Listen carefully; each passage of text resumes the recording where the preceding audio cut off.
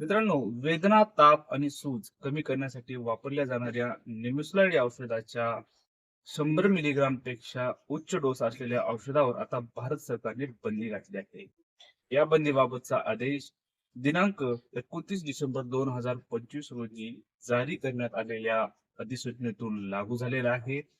Drug and cosmetic act 1940 च्या section 26A अंतर्गत drug technical advisory बोर्डशी सल्लामसलत करून हा निर्णय घेण्यात आला आहे. मित्रांनो, त्यामुळे निमोस्लाइड 100 mg पेक्षा उच्च डोस असलेल्या औषधाच्या आता उत्पादनावर, विक्रीवर व वितरणावर पूर्णपणे बंदी घालण्यात आली.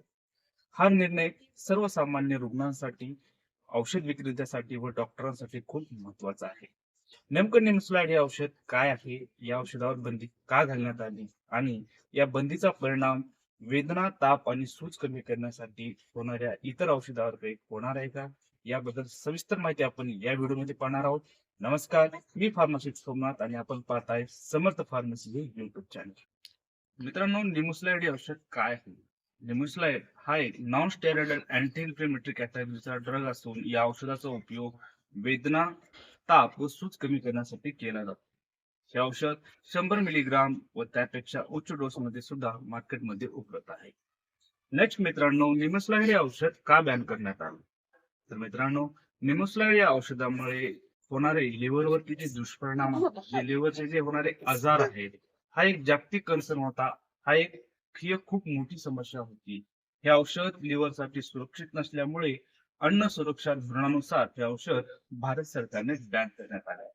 आणि त्यासाठी अल्टरनेटिव्ह दुसरी जी औषधे आहेत, जी औषधे सुरक्षित आहेत, ते औषधे आपण पेन, वेदना, सूज व दाह कमी करण्यासाठी वापरू शकता.